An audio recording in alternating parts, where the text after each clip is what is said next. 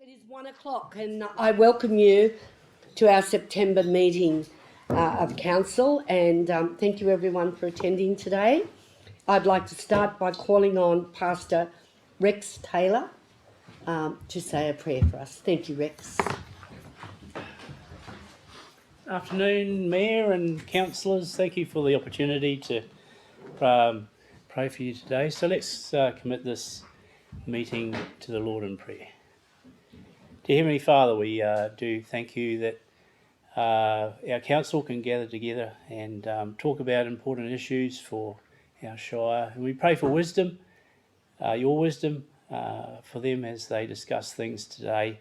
Lead them and guide them. And we do pray for them, Lord, our councillors as they travel for council business. And we just ask a blessing on them and safety, and also a blessing for their families. And so we just ask these things in Jesus' name. Amen. Amen. Thanks very much, Rex. Much appreciated. I'd like to acknowledge the traditional owners of the land in which we're meeting today.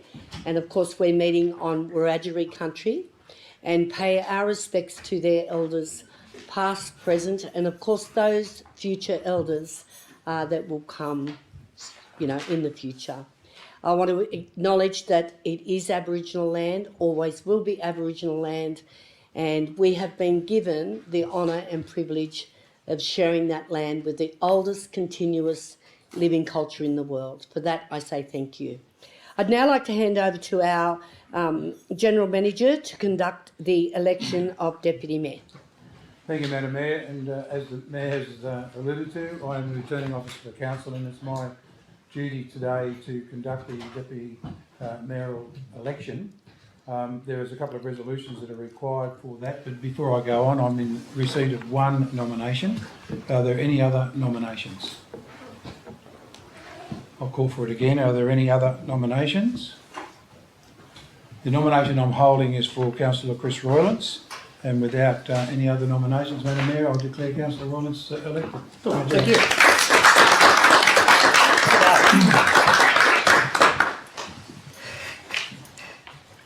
So, in our business paper, there are a resolution there to appoint, and we can put names in now if someone would like, that we will appoint Councillor Roylance as our Deputy Mayor. I'd like to move that one. We didn't need an election, and we didn't need to nominate the preferred voting. So I think it's just a matter of saying that Councillor Roylance is our Deputy Mayor. It's been moved by Councillor Webb, seconded by Councillor Herbert. Is there any opposition? If not, I'll put it. Yeah, it's in there. The term's there, 2023. The term will be completed. I'll put that. All those in favour say aye. Against, I declare it carried. I'll hand over to you, Councillor Roylance, and congratulations. Thank you, Lady Mayor, and thank you to fellow councillors. That was unexpected. I thought there'd be at least one there, but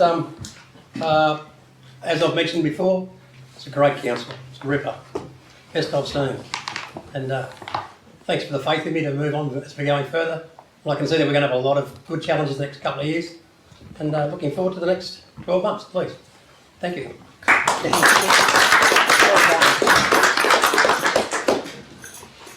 Okay, confirmation of the minutes of the meeting on the 18th of August. Someone been moved by Councillor Matisky, seconded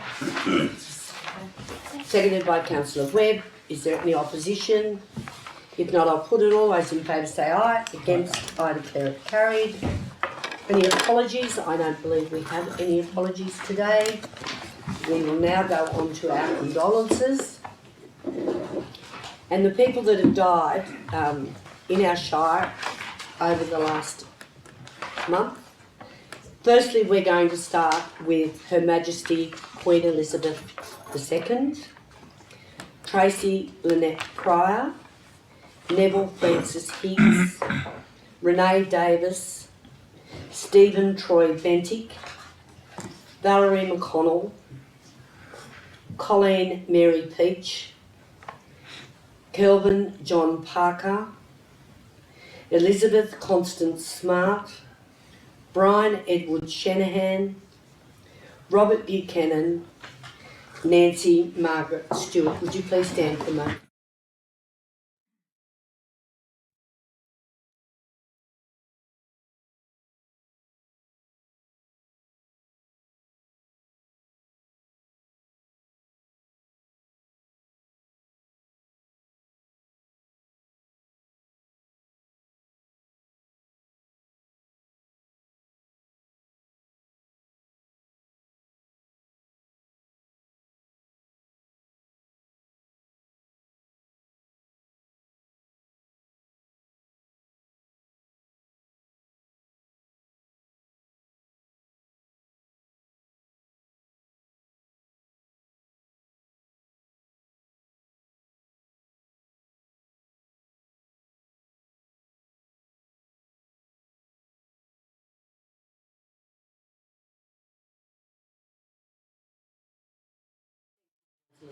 I'd like to send a letter of condolences, please, to their families. Thank you. It's been moved by Councillor Webb to send a letter of condolences to the families, seconded by Councillor Herbert.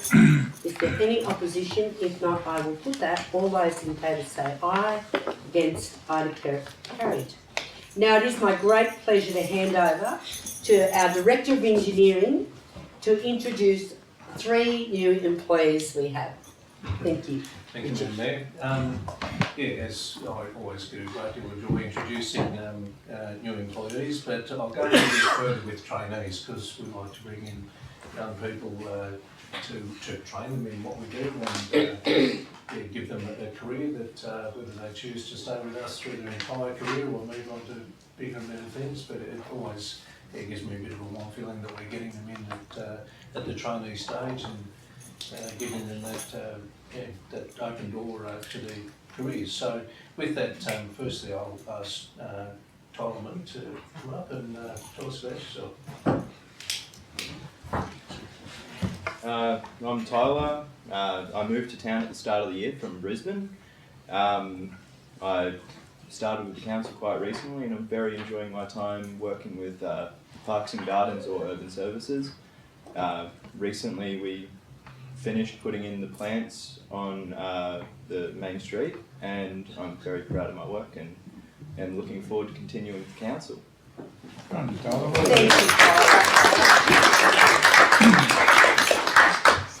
Okay, and number 2 is Colin Bond. Say something? Hello, my name's Colin Bond. I am originally from Canberra, but I have been in and out of Forbes my entire life. I have recently joined the council as a civil construction trainee, and over the past 2 days I have done patching in the roads up the highway and on Grenfell Road, and also have started the path that is next to the new footbridge. So yeah.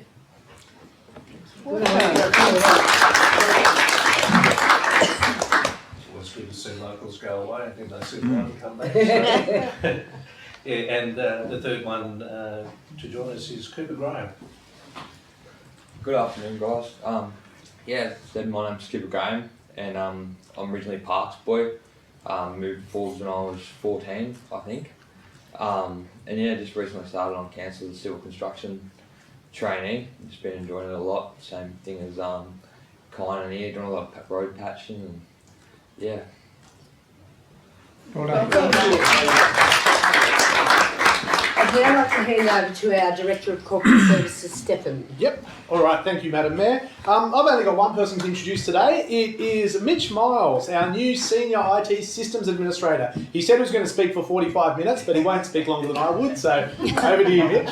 Welcome. Very good, thank you, Stefan. I'm Mitch Miles, I'm a Parks boy as well, so don't hold that against me. I started last week in the IT department with Chris and John. I've worked in IT for 6 years now. I've got 4 years local government experience through Parks. I started there as a cadet, same similar to what these boys have done, and ended up as a network and system engineer there, which was very good. Spent the last couple of years getting the dog food factory up and running at Parks and staying the light back in local government and come back. I've got a young family in Parks, 2 kids and a third on the way, so it's very exciting. And look forward to the challenges that council will provide me. So thank you. It's always good to see people see the light. That's all in jest, I say. Now we have, we're very excited. We've got Rosalind Cousins presenting for us with Central West Libraries. And also we've got Bronnie here, who runs our library and does an excellent job, who's here in support of... Thanks, boys. Thank you. Thank you. In support of Rosalind. So over to you, Rosalind. Thank you very much. Councillors, officers, thank you very much for giving me the chance to come and talk to you again. It's been a mixed bag for the past year in the library. Some things, would you believe, are outside of our control, that we just can't do anything about. There's a picture of the youth library across the way. I still, and every time I go into it, I'm thrilled to walk into a library that has columns at the front. It feels very grand indeed.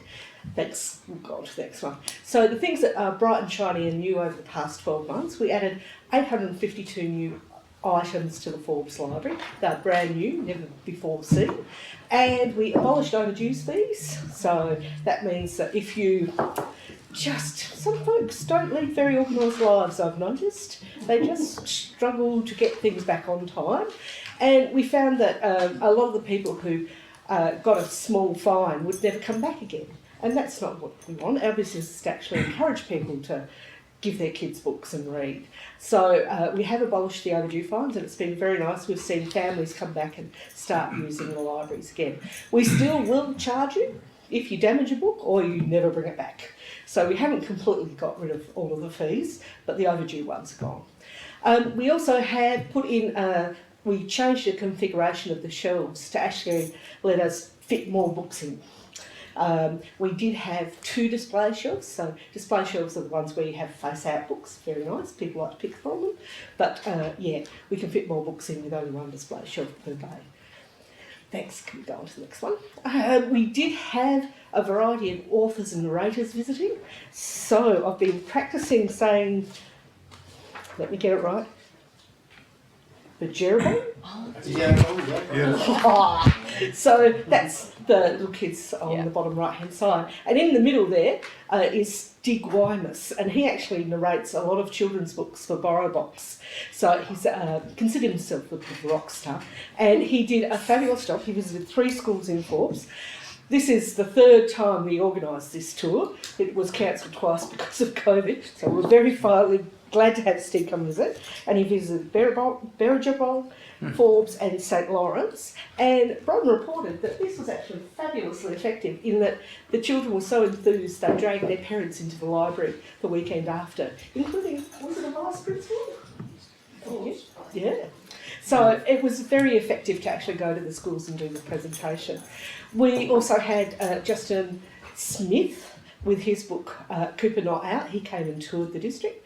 And Kathy Hope just popped into the library one day, and she's the author of Murray Girl. So visiting authors always get a photo. Fantastic. And we've got our Director of Corporate Services. Which are your kids? That have got children in there. There's one hidden at the very back, and they're all short like me, so you can't find them that easily. There's one hidden there and one hidden at the back. Well, I hope they very much enjoyed it. At Jeroboam. Great. So Friday mornings are a great highlight in the library. Candice comes along and does story time for the preschoolers, and also we've got some new percussion instruments, so there's lots of shaking and banging that goes on. And yeah, we've got a whole group of mums who bring in their little ones and then go off to coffee afterwards. So it's turned into a really nice group meeting. And the importance about story time is not only, you know, giving children pre-literacy skills, you know, how to hold a book, how to sit down, how to look to the front, but it also gives the mums a chance to connect at the back of the story time as well, and that's very important, those connections in motherhood. Thank you. We did do some children's activities across the way. Our one library, one book, children's book was Picasso, and the author illustrator actually held online drawing sessions in the libraries. So there are some kids there at Forbes actually participating in that session. A new thing we did was we thought, why not let the teenagers choose their own books? So we organised for one of our suppliers to come out with a whole heap of new teenage graphic novels and books, and invited our big readers and a few other folk in, and actually let them select books for the library. So that was a bit of a treat for our teenagers who do like to read. So yes, thank you. Okay, the big improver across the year was our electronic resources. So thank you. We actually have our single most popular electronic resource are e-audio books. So these are where the books are read to you and you can download them and listen to them as you're travelling. I think my boss does this regularly and he says it helps keep him awake on long drives. So they're very popular. We had over 31,000 downloads. Thank you. E-books, about half of them. That's in the whole Central West area. So how you're going from where to where when you say that? So that's Orange, Cabon, Forbes, Cowra, Blaney. They're our 5 shires. Right, yeah, thank you. I do show you the breakdown just for Forbes. No, that's fine. I just thought I'd find out. Thanks. And thank you. Magazines picked up, so you can actually get just about, there are hundreds of electronic magazines that you can download onto your tablet or device to read. So we had over 5,000 of those downloaded, over 4,700 newspapers downloaded. Is there cost to that? No, get your library card, it's free. Wow. And we also have 2 video streaming services that are available, so you can actually get free films. We have Beamer Film and Canopy with a K. And again, both of these are free. You're not going to find Iron Man or Thor on them, but they do have a wide range of interesting children's and adults titles. So they're very interesting. And thank you. Yes, BorrowBox is our single biggest platform. They do very nearly half of our business. I think it's because their interface is good and they have lots of Australian content. So they're very popular. Thank you. That's just a breakdown of what I said in a pie diagram, because I just love a graph. Thank you.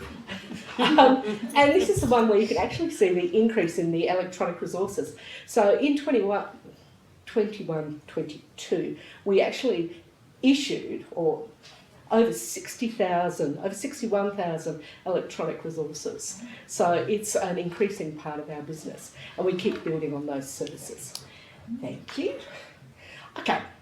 Now, there is something libraries, the physical aspect of the library is important, even though people can download things from home and then have to cross the doors. And one of the things that make the actual physical presence of the library important is actually the ongoing digital divide that there is in communities. And those 3 pictures kind of represent the 3 groups that are most disadvantaged when it comes to digital access. So if you wouldn't mind clicking on the first one. So 30% of families who are from First Nations or Indigenous don't have home internet.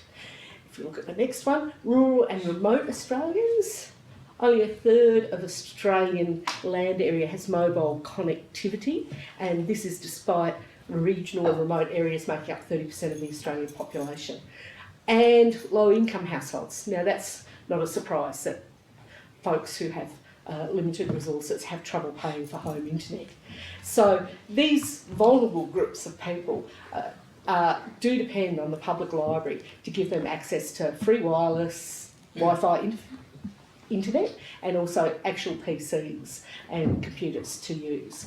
So it does mean that, well, I think of my folks, I mean that's a long time ago, but when they had kids they bought an encyclopedia for us, 1 volume at a time, and it was complete by the time I got to high school. And these days, most parents who are interested in their kids' future are keen for them to have internet access so they can, you know, do all of their research. But that just doesn't happen for some folk, so it is important that the physical library still exists for them. Thanks. Okay. Oh, look, that graph goes in the wrong direction.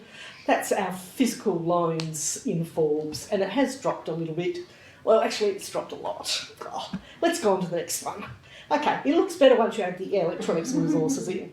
So, once you add the e-resources in, there has been a dip, and part of that was, circumstances outside of our control. And if we go on to the next one, if you look at the library visits, the blue ones were the year before, the green ones were this year, and again, so the really low ones were due to the COVID lockdowns, and then at the other end of the year we had, thank you, I'm sure I don't have to tell you there were floods. So there were a couple of mitigating reasons, but we will continue to work hard to actually get membership and borrowing back to where it was. Thank you. So the leaderboard. I grew up with brothers, so I know how important the leaderboard is. And the statewide median, so midway loans per capita, so you take the loans divided by the population, that evens it out as a measure. The median the previous year for all of New South Wales were 3.94 loans per person of library materials. And none of Central West actually reached that. We've all in the bottom half of the table. Forbes, however, is in fact very close to the top of the Central West, only pipped by Orange. And it is one of the few of the libraries over the past 12 months that didn't have, other libraries have had much bigger declines in their physical loans. So we have work to do. We certainly do. Thank you. That's, just another graph, the purple bar being Forbes, so showing it being on the right end of that graph rather than the manildra end of the graph. Thank you. Okay, so is it just that rural libraries can't do it? And the answer is that's not the case, because Apple Lachlan and Glen Innes for the past 2 years have actually been on the top of this. The year before, Glen Innes... Two very cold places. Yeah. That's a nice unifying factor, thank you. Good to be staying here and reading. So this is a bit complicated because you see how they don't all have rankings? State Library only produces rankings for the service. So Central West gets a ranking, 61 out of 70. Obviously, we're not at the top, we've got work to do. But the individual branches within Central West don't actually get a ranking, but I've put them in order of the loans per capita. So, and again, Forbes, yes, we're way in front of Gabon, at the very least. So why be part of Central West Libraries rather than just running your own library service here in Forbes? And I think the single biggest argument is about stock rotation.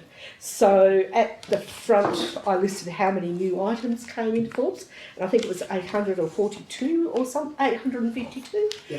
That's not enough for a keen reader, particularly if the keen reader only reads biographies or the keen reader only reads thrillers. 852 books is not enough for them to find new stock in the library each time they visit. So it's really important that we actually, every month, we send out 300 cartons of books across the Central West libraries. So Bronwyn gets deliveries twice a week, and that includes not only books that people have reserved from other libraries, which happens free of charge, but it also includes books that have moved from one library to the next. So while they're not brand new, they're new to the people of Forbes. So that means they've got more opportunity to actually find something to read when they come into the library. Book adjustment is, well, I think I'm the only person in the world who uses that term, but it basically means for our smaller libraries who can't hold all of their stock, basically they end up being stored in Orange free of charge and then rotating around. So it's actually a free sort of storage service that happens. Certainly, we have access to a whole heap of electronic resources that Forbes alone could not afford.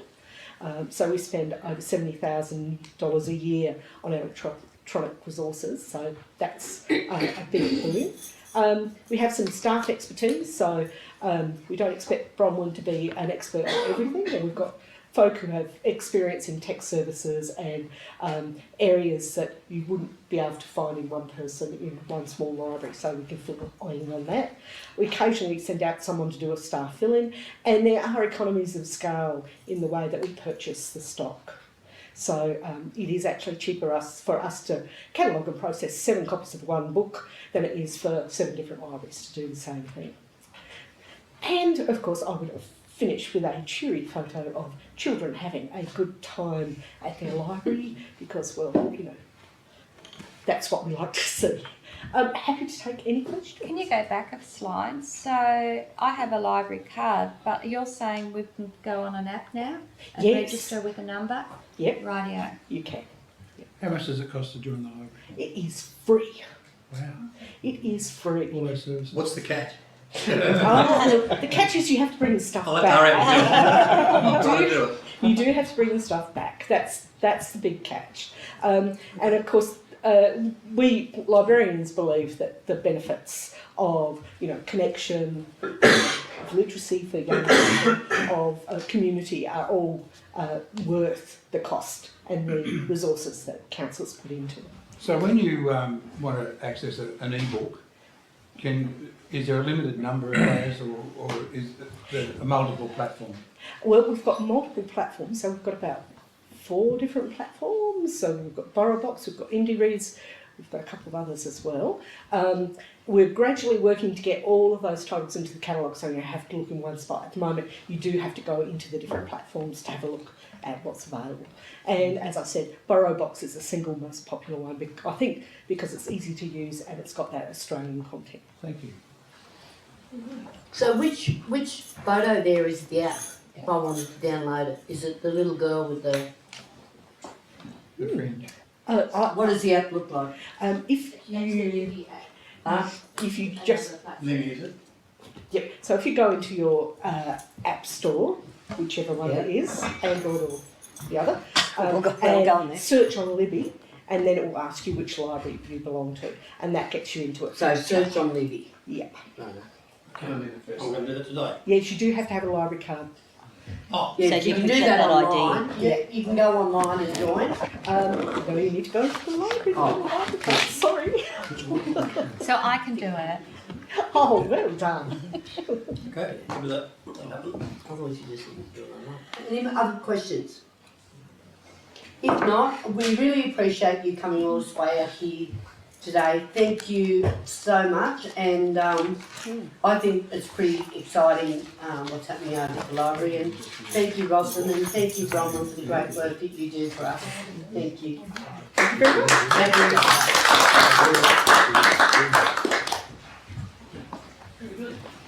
Okay. Okay, we've got the declarations of interest up there. There's standing disclosures. There's a couple that Councillor Clark has put in for this meeting. There's no public forum, so we will move into unopposed business. So withdrawals, councillors. Page 9, 10, 11. Can I just get 12 and 11, please?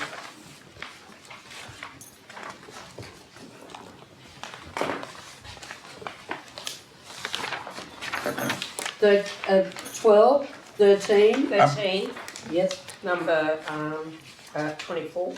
And 24, Councillor Lewis. Can I get 19, please? Yes. Yeah. Can I go back to 12, 16 on 12, please? Yep. 16, Councillor Claudio. Yes, on 12, please. Okay. 14, Oh, yes. Number 28.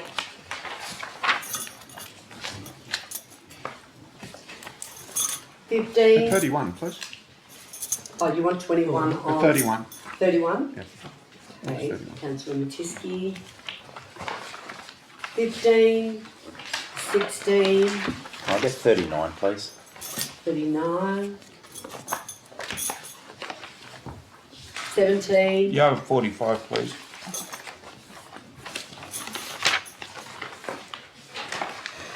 18, 19, Yes, 55 on page 19.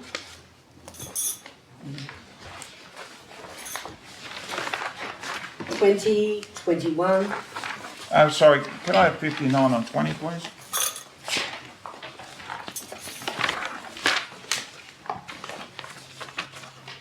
'21, 22, 23, 24, 25, 26. Yeah, 89 on 26, please.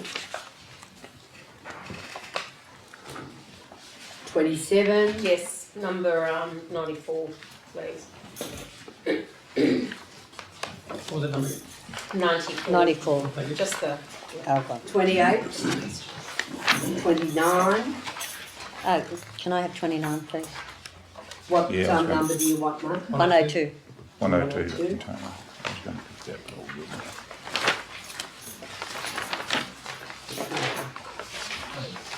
Page 32, 33, 34, 35, 36, 37, 38, 39, 40, 41, 42, 43. Yeah, could I have 43, please?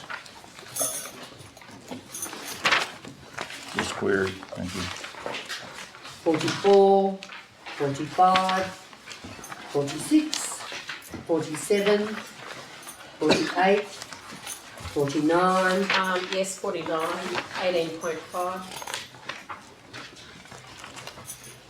Also Willis, 50, 51, 52, 53, 54, 55, 56, 57, 58, 59. Yeah, 59, just 18.6.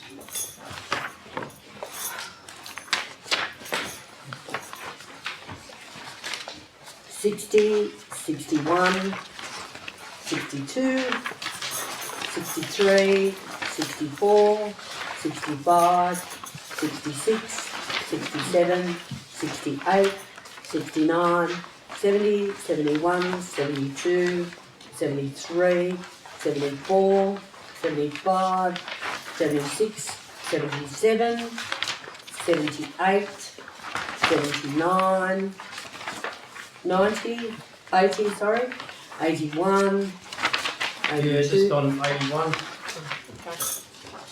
Unless somebody else wants that. Right, I've Just got on the the front councillor question, running. that's all I wanted to. 82, 83, 84.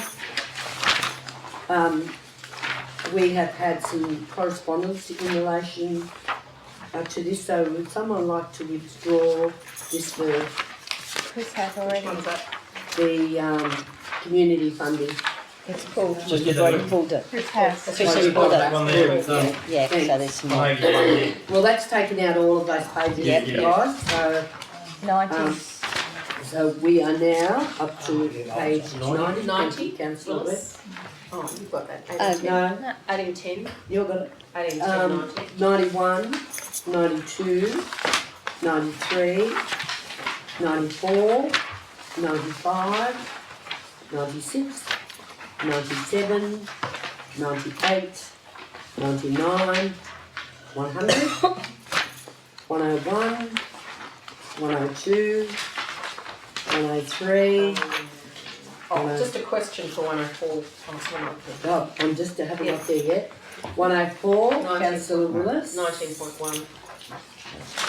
105, 106, 107, 108, 109, 110, 111. Yes, 19.2. Willis. That takes all of that out. Right through to page 122, 123, 124, 125, 126, 127, 128. Yeah, 128, just 19.4. 129, 130, 131, 132. 20, please. Beg your pardon? 31, 20. 131. 131 PM. 132, 133. 133, just a question, 20.2. 134, 135, 136, 137, 138, 139, 140. Oh, sorry, can I go to 138? Thank you. Sorry, that's 3.4, 138. 139, 140, 141, 142, 43, 144, 145, 46, 47, 48, 49, 50, 51, 52, 53, 54, 55, 56, 57, 58. 58 Willis, 21.4. And then go through to 162, 163, 164, 165, 166, 167, 168, 169, 170, 171, 172, 73. Just an item on 173.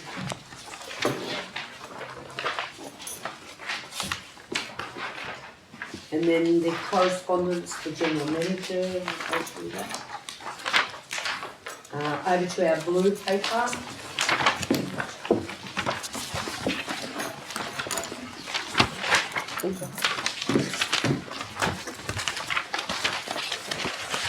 I think the first one is page 7. Yeah, I'll take that one. Councillor Roylance. 8, 9, 10, 11, 12, 13, 14. I'll go right through until we get to the end of that. The next one is page 19. Yeah, I'll do that one also. And we'll go through. And the next one is page 24. And I'll withdraw that if you don't mind. We'll add it into that. Can we withdraw them both together? And the next one? We'll take the whole lot out. Yeah. Yeah. We don't have to withdraw them if we're gonna let them go through. Yeah. I'm only adding a bit to the first one. Yep. So I don't think we need to withdraw the second if we're in agreement. But if you want it, councillor Webb, I'm No, happy that's to get it. fine. We'll Okay. continue with this. 28, 29, 30, 31, 32, 33, 34, 35, 36, 37, Yeah, 37. 38, 39, 40, 41, 42, I'll withdraw 41, please. 41. Councillor Webb.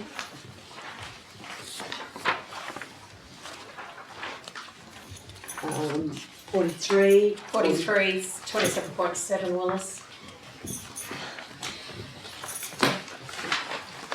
44, 45, 46, 47, 48, 49, 50. Could 48, please? Where am I? Beg your pardon? 48. Can I, yes, sorry, yeah. Councillor Why you put me on? Matisky. That goes right through, guys. And now we are up to page 53. Can I pull that one?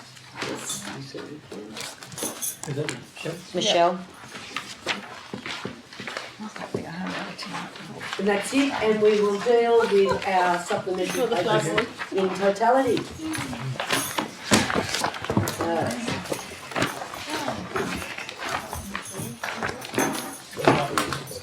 Councillor Cradiani, you have the floor on item 12. Yeah, thank you, Madam Mayor. Just a query. I wasn't here in July, unfortunately. Why did we acquisition Whitebed? What was the purpose of that?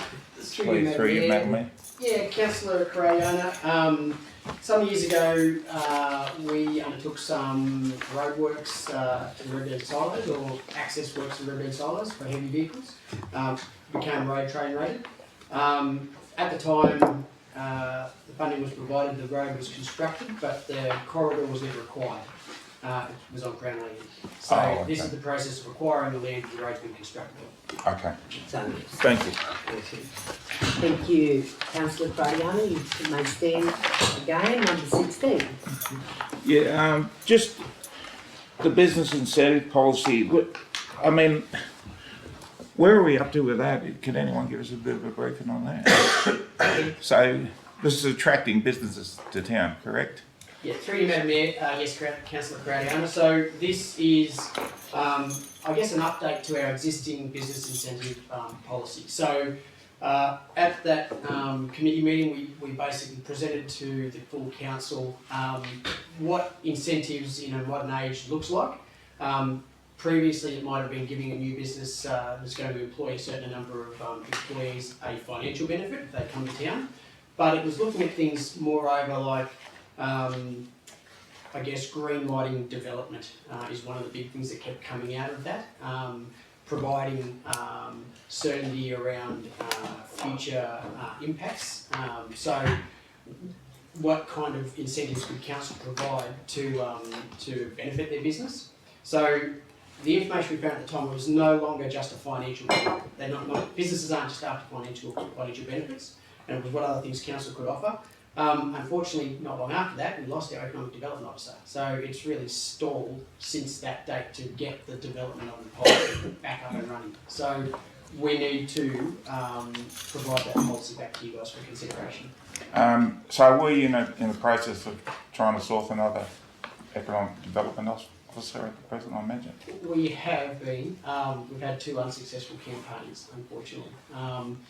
And incidentally, from a region point of view, there's a lot of economic development officers that have taken up positions not unlike our economic development officer with the state government.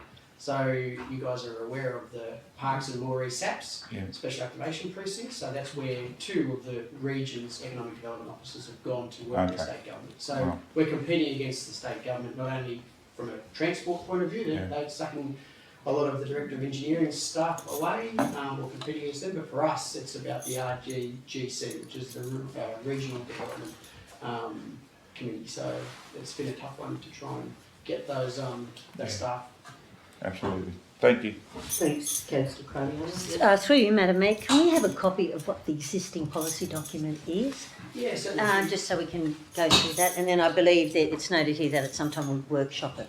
Yes, correct. Through you, Madam Mayor, that's correct, Councillor. Just get the, it's easy to get you a copy of that previous paper and Please. the previous policy. Yeah. To be then able to work out what it looks like. Thank you. I've made a note to talk about that at the end of the meeting, Councillor. Okay. Duggan, at this point in time, we do not do business while we are dealing with matters that have been resolved. So that's only just asking for some information, and that's quite acceptable, but we don't move motions. Okay, Councillor Clark. Through you, Madam Mayor, to the Director of Planning and Growth, any feedback from businesses, and are we on track for the end of September? Pins. Number 19. Through you, Madam Mayor. Sorry, Councillor Clark, I was confused as to where we got to. Yes, so I have spoken to the contractor, and when I spoke to him last week, the components of the bin bays were in Cowra being powder coated, so we're looking good for the end of September. We need to get it done. Well, sorry, they're basically committed to getting it done for us in that time frame or period, because they understand that they're going to get busy with harvest breakdowns and things like that are likely to happen if we, I guess, don't get a flood over the next few months. And the feedback from the businesses generally was supportive, but again, this has taken a little while, so I can imagine that maybe the opinion might have changed from then to now. But we're ready for, I guess, those inquiries that we received as part of this process, and we're also got a step that will be rolled out to inform the community and those business owners adjoining the laneway of the impacts but the benefits that will come as a result of the clean up of the lane. Through you, Thanks, Madam Mayor, am Councillor. I able to ask a question regarding that as well? Yes. I know that consultation was done with the business houses. Are we privy to the results of that consultation that was done with the business houses and the issues they had at the time? And as you said, they might be different now. And the other thing is, speaking to a couple of business owners, my understanding is, and I may be wrong, is that they rent a business, and I thought one of the questions you ask when you rent a business premises is where are the bins and what days do they go at, and I don't know whether each actual business has an allocated bin. That's Are they the landlord's communal? responsibility. Yes, but Councillor that's a Willis. question that It's the landlord's ask. responsibility within the terms of their lease. Okay, but I'll speak to Matthew at another time. Yeah, Making a that'd Thank be you. great. Councillor Willis, you might as well stay up. You're on number 24. Yes, look, thank you through you, Madam Mayor, to the Director of Engineering. I was just thinking, and I know we're still in planning stages for the Botanical Gardens Master Plan, but are we having, there's 2 canteens on the plan, are we having 1 canteen, or are we not far enough down the track for that discussion? I can fill you in. We have been presented this and we have sent some feedback back. So this item has not been updated. So I would just ask the staff if we could update this item for the next council meeting. So that's what we need, because we did have it in the chamber and we did argue the toss about what you're talking about. So if we could just have an update on this item at the next council meeting, that would be great. Was everyone happy with that? Absolutely. Councillor Willis, number 28. Yes, through you, Madam Mayor, to the Director of Engineering, just regarding the Forbes heated pool. Council, the recommendation, Council convened a workshop in relation to the heated pool master plan of the pool precinct. And thank you for providing councillors with the original plan for the heated pool. And I'm just wondering, I'll bring it up later, ask a question about, are we having another meeting regarding the heated pool planning for the bathrooms? The council. Thank you. I'm going to update you on the first one. 28 is completed. We've done that. That was done back in 2018-19. It should not be in here. It should be a completed item. That's the first one. In relation to your question, I think there is an item within the business paper, and if you'd like to ask whatever you like in that item, we'll go from there. Okay. Councillor Matiski, number 31. I'm just reading the grade markers. I'm wondering where we have the headstones at 40 millimetres high. At the cemetery, under the conditions we've got now, there's a lot of people walking along the concrete domes, and are we providing a trip hazard there? I don't think that I don't think that's relevant to a business that's being conducted. This is a motion, so I think that's something you can ask within the business paper, but not within a resolution that's been passed by the council. Okay, Councillor Clark, number 39. Thank you, Madam Mayor. Again, to the Director of Planning and Growth, just an update if anything's been any further with this one. Yeah, sure. Through you, Madam Mayor. Councillor Clark, I believe we've written to the police to seek their feedback with regards to the late night trade, but I don't believe we've received any feedback from them at this point, so I'll chase it up and come back to you. Thank you. Number 45, Councillor Rayana. Yes, the Liberties win. Oh, how long is God. a piece of string? It's been, let me put my glasses back, 2020. Well, it was before that. That was the next Yeah. Just wondering if there any chance anybody's got it on the radar I thought it of was. late. Hang up, Woo. We'll Right. just get Yeah, an just answer a from query, whoever just a query. is doing it. Through you, Madam Mayor, I can actually talk from a financial perspective. We definitely do have it on the radar. In fact, we have a grant for it, and that grant was successful last year. So there is definitely money available for that. and that's over with the engineers to now be constructed. Do we have a location? Could I have that 3 Oh, units? that would have. Do we have a possible location just anywhere, somewhere in Forbes?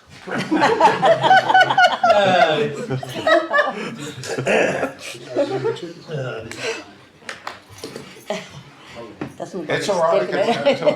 It's coming. It's coming. Thank you. And what we'll do, we will find out where that could be going in Forbes, and we'll get back to you at the next briefing session, because we have 2 good parks now. We've got one down near the lake, but we've also got the one up near the preschool. So I suppose we need to think about where the most usage would be. So that's a really good idea. So we'll leave that with the department to think about that. Thank you. Okay, Councillor Willis, number 55. Thank you. Through you, Madam Mayor, to the Director of Planning and Growth.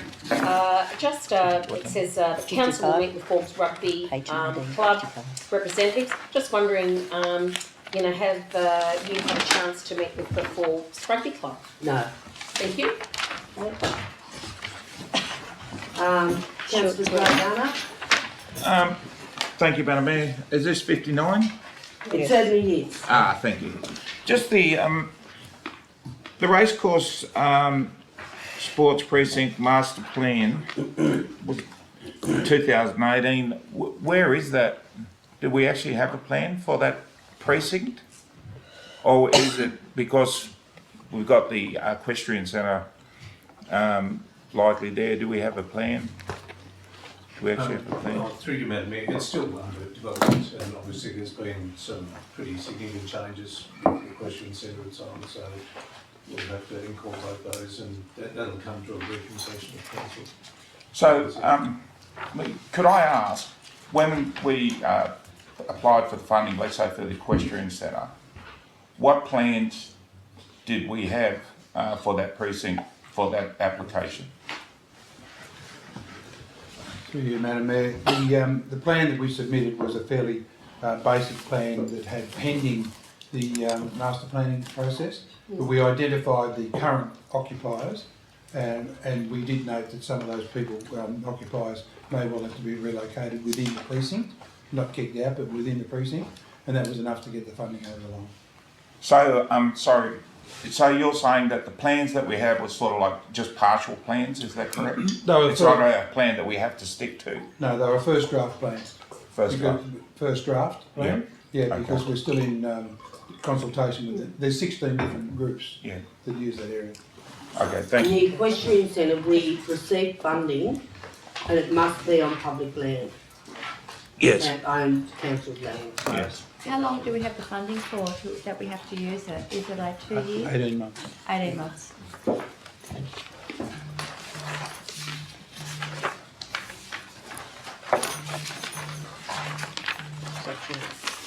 Councillor Guardiana, 89. 89. Yeah, gee, I wonder if I could I'll just pick this out because of mentioning council and chambers and so on. I wonder if we, I know it's about some pictures and photographs and so on being put up there. I'm wondering if, is there any likelihood in the near future the actual video TV screen is that going to get updated at some stage where we've got yourself, Madam Mayor, and different ones? The TV screen that's in council chambers when you go in there. Do we have any? Because that continual footage would be played. I don't know. It must be there for 2 or 3 years.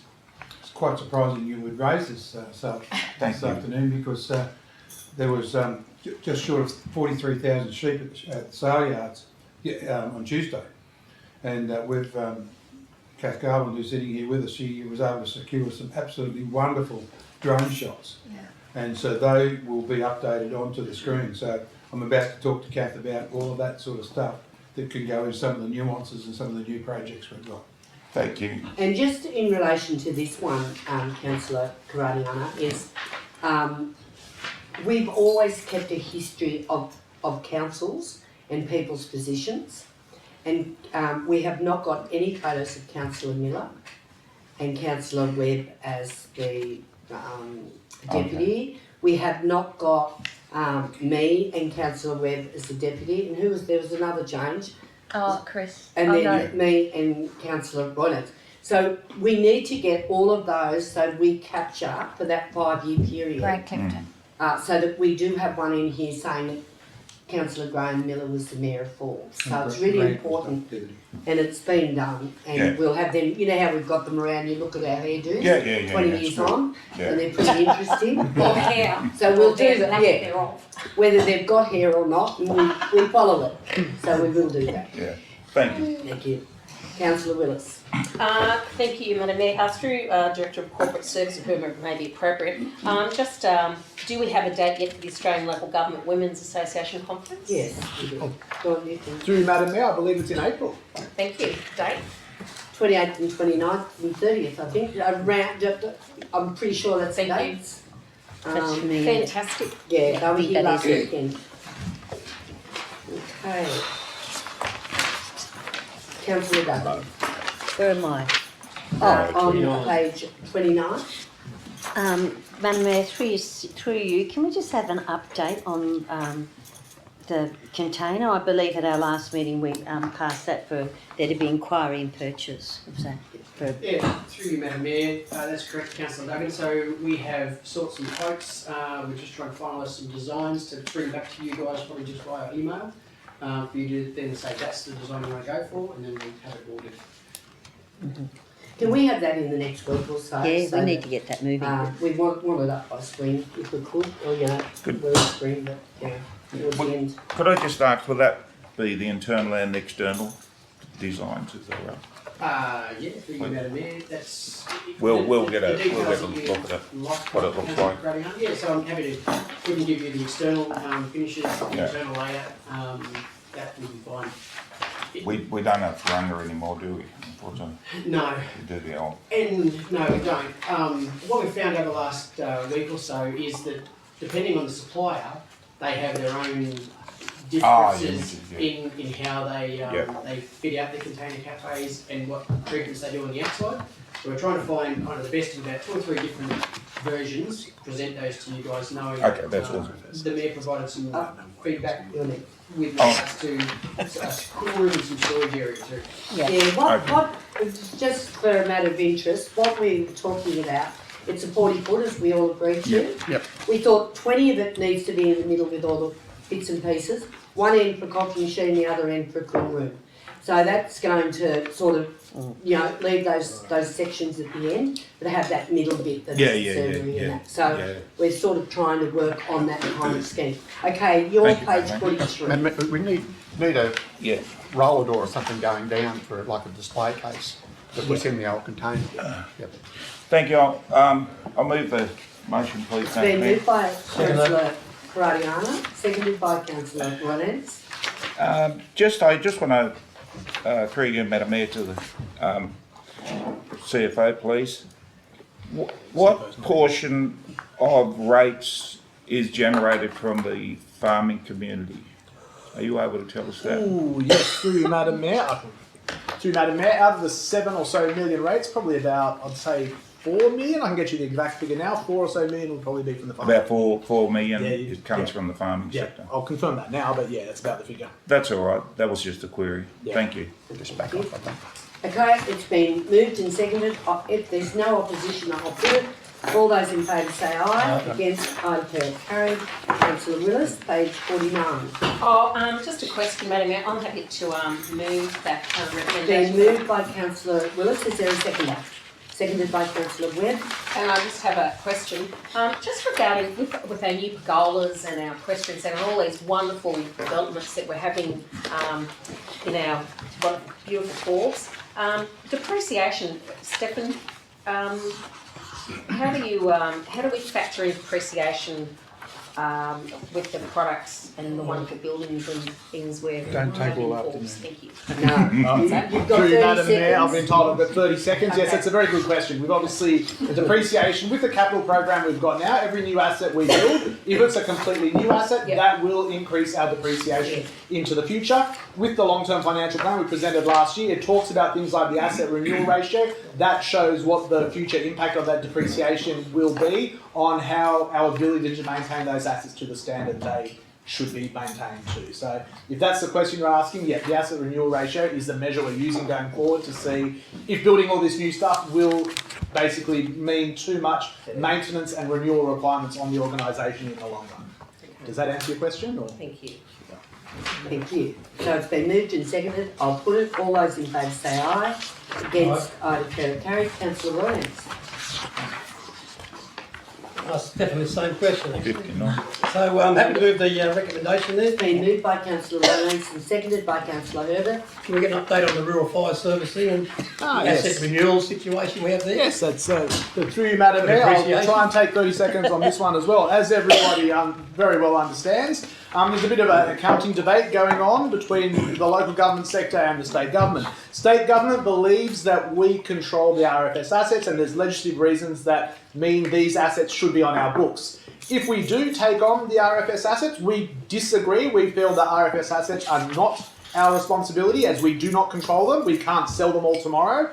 If we do take on the RFS assets, there will be a depreciation hit on our books. We're trying to get a value for those RFS assets now as we speak, but as we do not control them, we do not feel they are our assets, and we will be continuing down that path. The impact that will have on this council, we were informed in the Audit and Risk Committee, as mentioned in this business paper, that we will probably end up with qualified financial statements by us sticking to what we believe is the proper accounting treatment for these assets. So council just needs to be prepared for that could be the final outcome. There are 58 other councils in the same situation. Yes.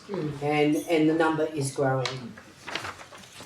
Is that being looked at in a joint organisation? Sorry. No, it's looking at a statewide level. Statewide level, yeah.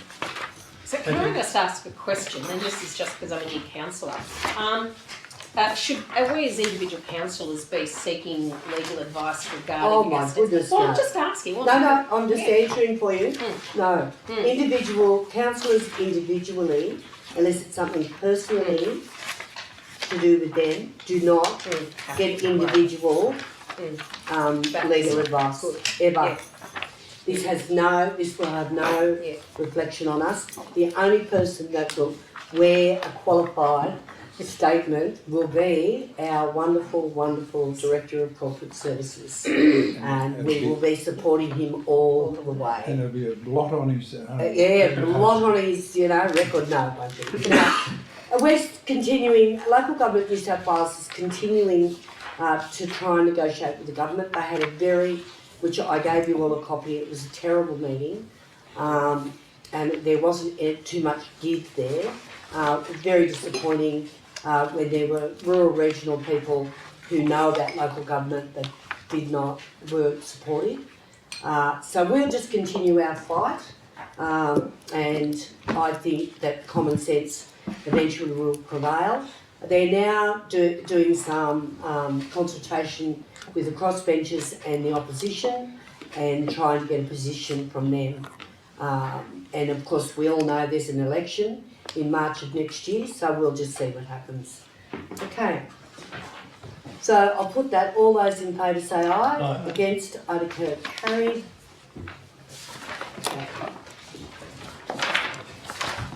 Okay. Page one. Right.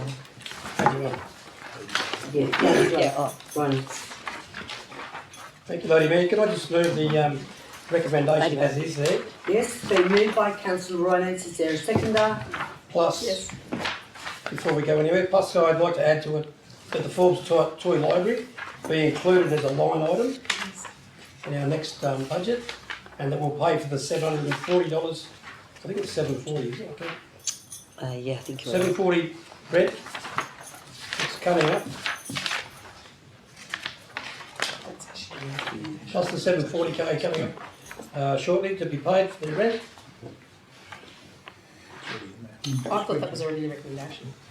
It is. It's already in the recommendation. Oh, is it? Sorry? Oh, I must have. Yes, it is. Sorry, it is. And can I just get some information on the Havana House bit that's there? I just couldn't quite understand.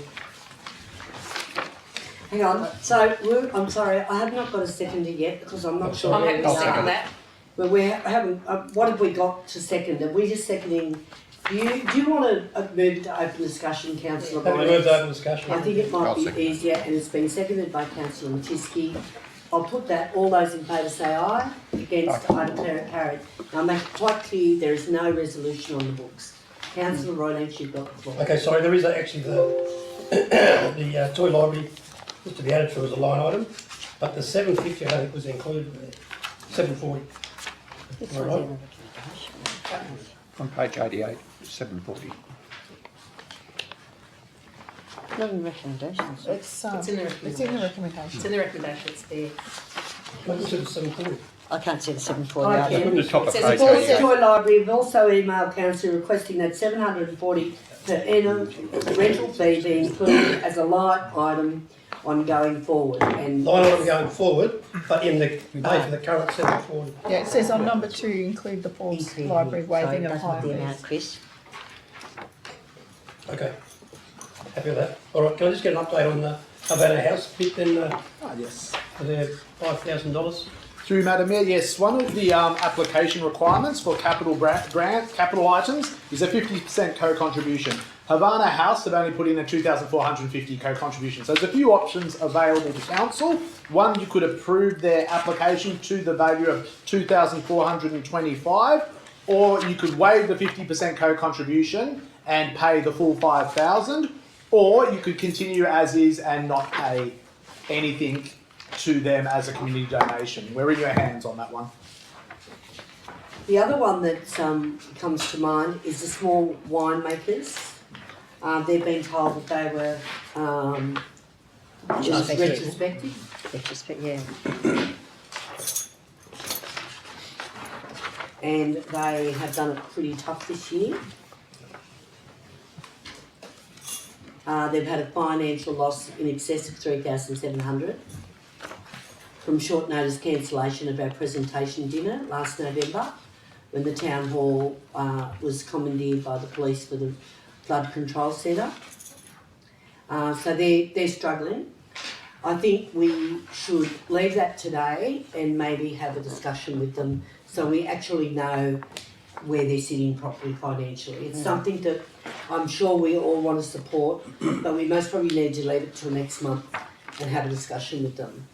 That's So a small if one. we can put that in your recommendation when we go back in, not now, that Next month. we have a discussion with small winemakers. So just back on the other one with the Havana House. Yeah, we've got that there. We'll talk about that when we go back in, the 5,000. Yeah. And it was mainly in-kind support too, wasn't it? One show.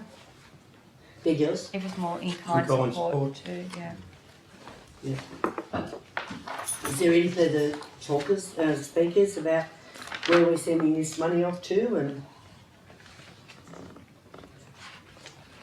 all good? Would someone like Move to we move? go back in the council. Thank you. It's been moved by I'll Councillor second Ryan, seconded by Councillor Matisky. I'll put in all those in favour say aye. Against, I declare it carried. Councillor Ryan, you've got the floor. So we're covered by the Forbes Toy Library, that's under control. Can we just add the $5,000 go to Havana House? And we have a discussion. And then we'll discuss the wine next- show committee. With the wine show. So can we pop that on to that? In relation to their financial needs in going forward.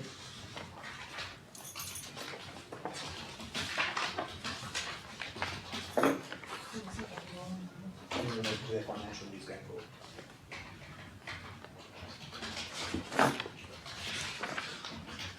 Okay, everyone's got that, so that's been moved by Councillor I'll Ryan, second that. seconded by Councillor Willis. Is there any opposition? Not an opposition, just a question, if that's Yes. okay. So does that take us over the community, does that take us over the community funding that we allow for the half yearly one? Yeah. Through you, Madam, yeah, that will. We obviously have 2 rounds of community funding each year, so we can just probably reduce the amount available for the following half of the year. Thank you. Okay, if there's no further speakers, I'm going to put it. All those in favour say aye. Against, I declare it carried. Councillor Willis. Through you, Madam Mayor, to the Manager of Community and Tourism and Director of Corporate Services. I'd just like to move that recommendation. It's been moved by Councillor Willis. Is there a seconder? Second that. Been seconded by Councillor Rowlands. And I'd just like to, thank the Manager and the staff for this report. And I just have a couple of questions, and I'm happy to take those on notice, or happy to have a meeting with interested councillors. May also want to have a meeting with the Manager of Community and Tourism. I just want to say I think the Active Citizens program is wonderful. I hadn't heard about that before, and I was wondering if we could have perhaps representatives of the Active Citizens come and speak at a council meeting, or maybe meet us at a briefing meeting. And I was wondering, maybe we could explore the Active Citizens students working at the big tourism centre as part of their program. And my other question was regarding the Goldridge Journey movie, and that timely came up early this morning. And I think we're going to be talking about the Goldridge Journey movie and other ideas at another time, so I won't worry about that. And I guess I'm concerned about staff burnout, and how are we at Forbes Council looking after our staff to ensure they don't burn out? And maybe that's for a working briefing as well. Basically, we only employ the General Manager, and I constantly make sure that he is not burnt out and that he does have a break. The rest of the staff are the responsibility of the General Managers, not the Council. So that's our role. We look after one person, and we get that one person to look after all the others. So the GM can give you an update on what he's doing for that kind of thing. Very timely question, thank you, Councillor Willis. Some of you may or may not be aware that, was it a couple of weeks ago now that we did the golf club? Yeah. We knocked off a bit early and snuck up to the golf club and took the whole staff up there and had a few drinks and some nibbles, and we were addressed by a very inspirational speaker, a fellow in a wheelchair named James Woods, who was injured in a workplace accident. And it was all around morale, it was all about reminding people to be safe at work, it was about headspace, it was about all of those things that I'm pretty sure that you're concerned about, Councillor Willis. And so we're very proud of the outcome. I haven't met one staff member that didn't get a great deal of benefit from it. And it only went for a couple of hours, but so... Great. Okay. So just regarding the Active Citizens, do we does the Director of Corporate Services discuss with the Manager of Community and Tourism regarding the Active Citizens group coming to inspect with us? Through you, Madam Mayor, yeah, we'll have a discussion. So. And that's very good. Thank you. Can I ask one question? Yeah. Yes, I just asked, in just at the beginning of that item there, it's got youth is being supported by a contracted officer. Is that the normal process with that, or is it because we haven't got a full-time employee, or where are we heading with that position? Through you, Madam Mayor, that is not the normal process. The normal process is to have a three-day-a-week part-time youth officer as a council employee.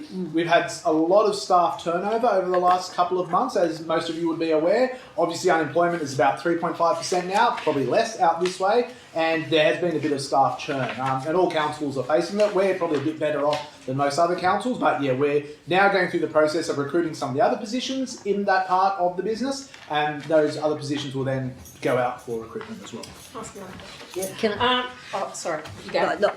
So, if is that the remuneration of that equivalent to an employee, or is it contracted? Does that have an add-on value to that person, or are we talking about the same dollars?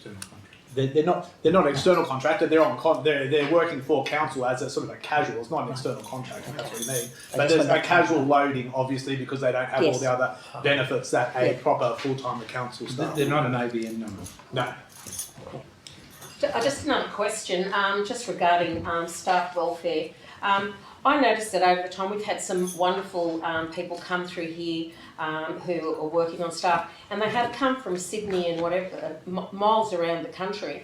And I was just wondering, does council have some sort of support system for these new people who are coming to town? They're single or they've got young families. I know we've got introduction things, but we've got people like Tyler from Brisbane and Kyra from Canberra, and some of our Parks cousins. I'm just wondering, is there a specific program where they are mentored, or if there is an eye kept on them about how they're faring in their role, and not just the 3 months sort of review of their progress, but a bit of a support system?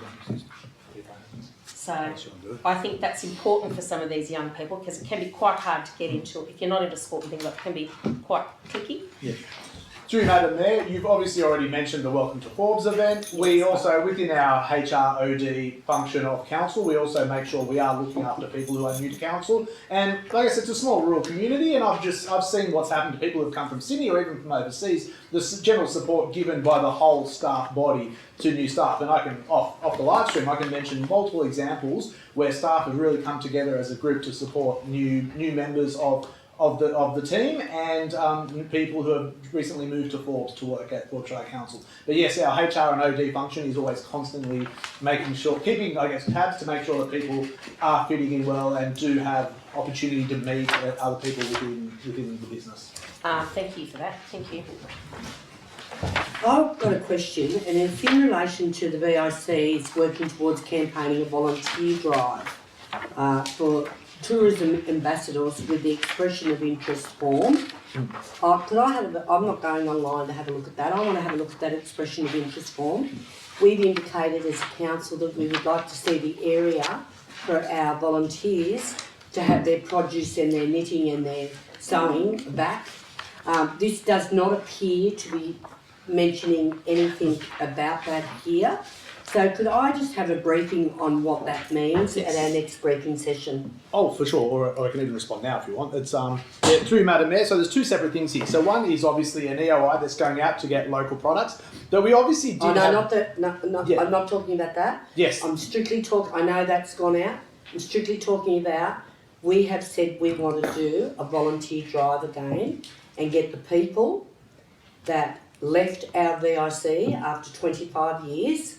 To see if they want to come back and put their produce, their knitting and their sewing back into our new VIC. Yes. So there's three things happening here. So this is one, we're going out to get other new products. The other thing we're talking about is making sure we can get other volunteers down at the new centre as well when it opens. The third thing we're doing is setting aside a space for the previous volunteers who obviously did sell various craft items at the old VIC. So there's three things, I guess, happening in tandem. And more than happy to come and present to the next council debrief on how that's all working. But there are three things happening in tandem.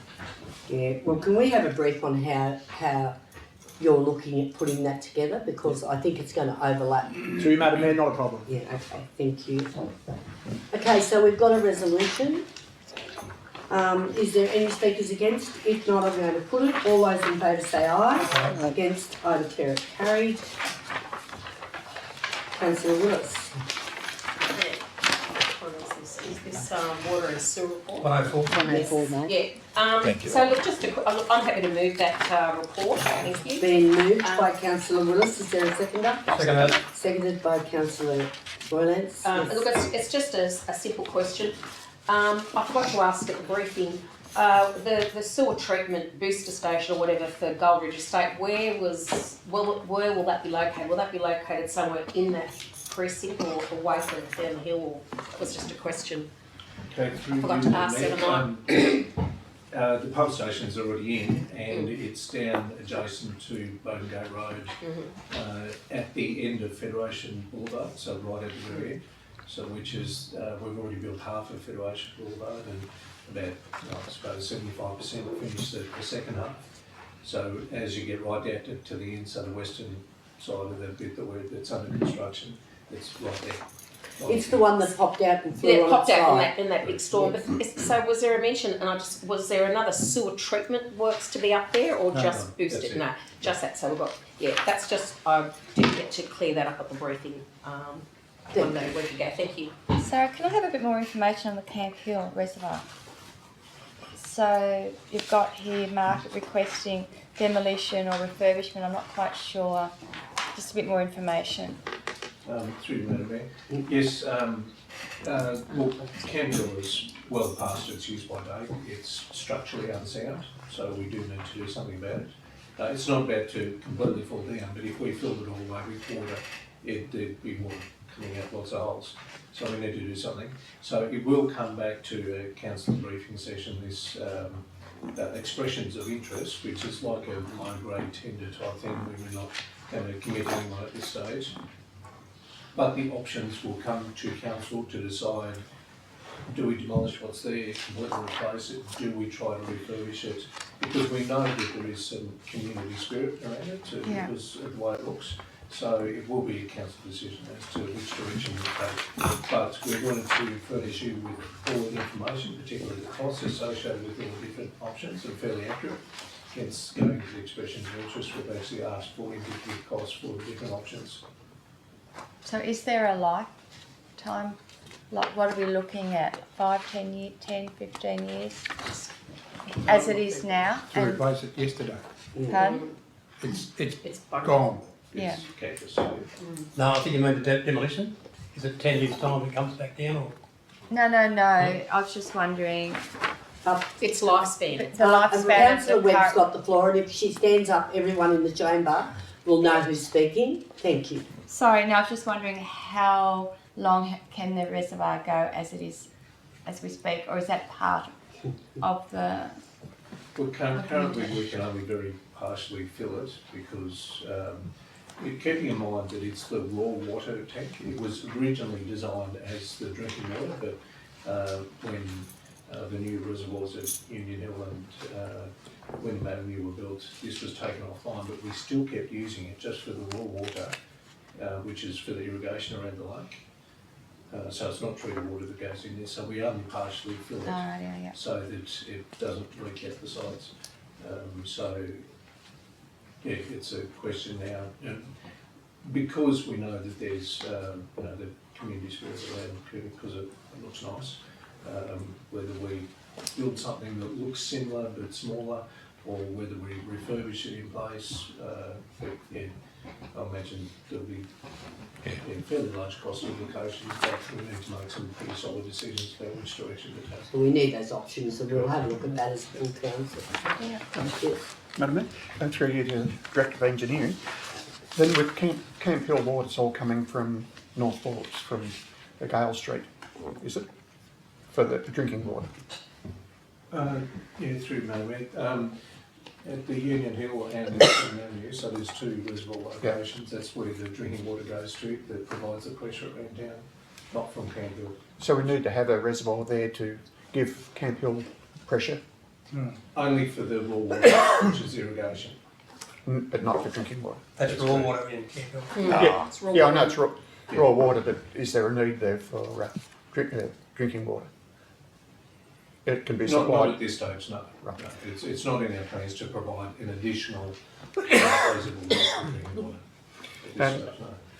Another question: the pipeline to the Central West Industrial Park, is that an old pipeline or a new pipeline? It's newish. If David Tennant was here, or Matt will remember when it may have been built, but I think it's 2005. I was going to say 5, 6 years old. So yeah, it's a 225mm main. So typically our truck main or smaller mains are 150, so 6-inch. So this is a 225. So it's got. Hence the reason that we can provide 5.4 megalitres a day up to the industrial park. Yeah. Now the reason I was asking that question is you're going to increase the flow for about 5.5 times what it is now, and will it withstand the pressure? Yeah, we are putting a booster pump in to boost the pressure on that line, and that's already going out to tender. So it will withstand the pressure? Yes, it definitely will, because it's very yeah. Any further questions? If not, I'll put the motion. All those in favour say aye. Aye. Against? Another carried. Councillor Willis.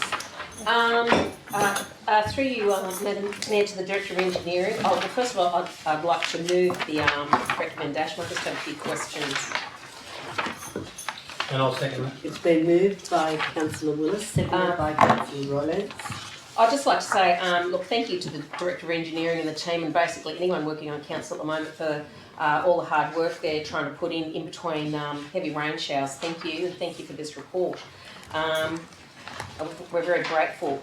Just regarding the heated pool, and thank you for providing the plan, the original plan for the heated pool. I was just wondering regarding, it says here that a local contractor has been engaged to complete the internal facilities depending on material supply. The works will be finalised in December 2022. So the plan... Yeah, I'm sorry. Page 115, sorry. 115, page 115. Thank you. Of the report. So 115, page 115, second paragraph. So I was just wondering, so that plan that we received, so is that the plan that this contractor's going to build or try and build within the budget that was allocated? Or is there another plan different to the plan from the original plan? That's my question. Which plan is this contractor going to be using? Through you, Madam Mayor, my understanding is that there is a different plan, but I haven't actually seen that as yet. That will be furnished to councillors as soon as we have it on hand. The one that was sent to you was the original one that took up the whole space. Yeah, so we need to get that one to you pronto. Thank you. Thank you. And just another question, just regarding somebody saying about the humidity there. You know, that it gets really humid. You know, I use the heated pool, and you can't see the end of the pool with the mist. I don't mind that, but the thing is that I was just wondering what sort of extractors and things are going to be used. Is this going to be an additional cost to council, or is the Aged People's Association Fund going to cover those extraction fans, the $65,000? They're covering the cost of it. They're covering the cost of it. Thank you. Any further comments or questions? Are we putting dehumidifiers in there? Or? That's it. That's the... We are. Going back to Goldridge, there's still poly pipes and that sticking out of the centre of the main, the island, which is sealed at the moment. Is that, are they just laying there, or they're part of the...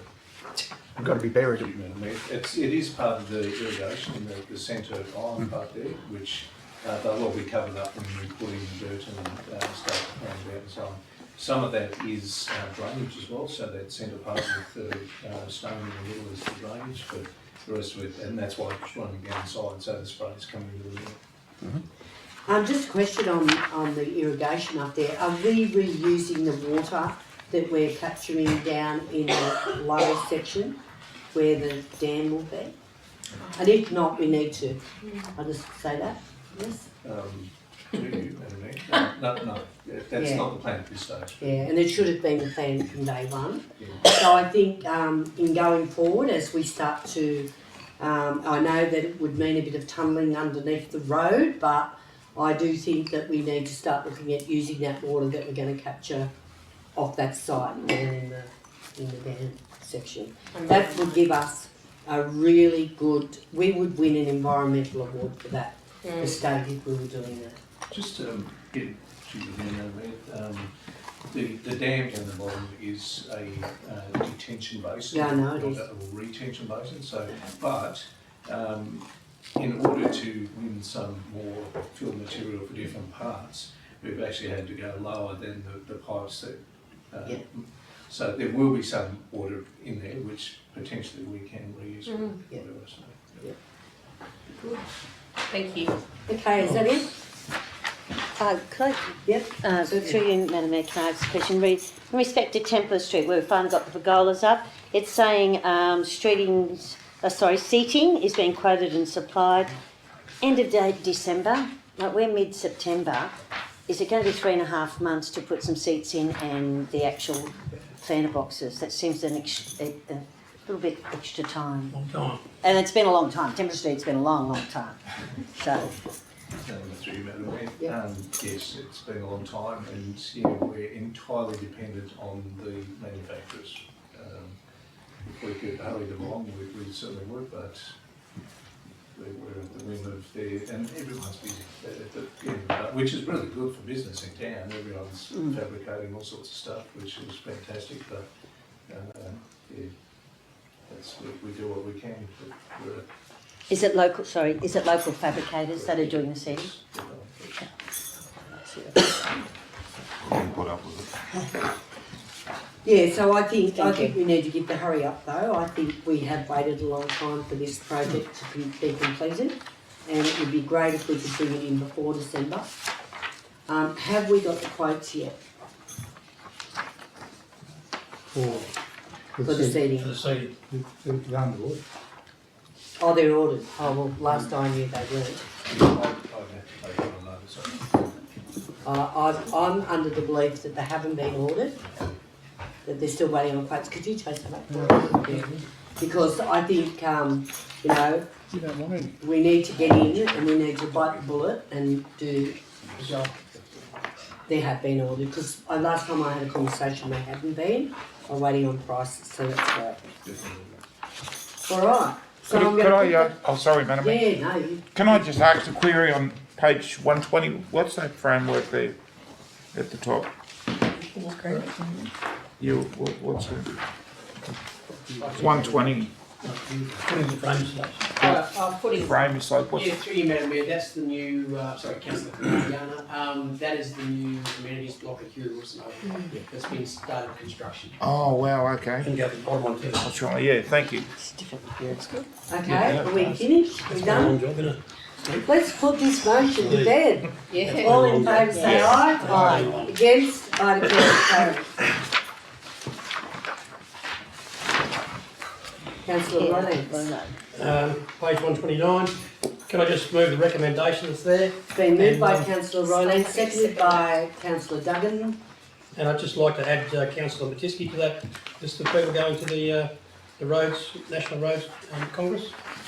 If that's okay with the rest of the councillors. Well, you just moved the motion, so you need to move it with that in. Yeah, you were too quick for me. But no, you moved it. Yeah. So the seconder, who is the seconder? I was. Are you happy with that? Absolutely. Okay. So we'll put that. All those in favour say aye. Against, I declare it carried. Thank you. Councillor Matisky. Before I move the recommendation, it's just that... It's been moved by Councillor Matisky. Seconded by Councillor Rowlands. It's at the DA on 82 Quarry Road. It's just that I'm worried if it's in that low-lying area there, it's going to be built up out of the reach of floodwater. Yes. Or stormwater, I mean. Through you, Madam Mayor.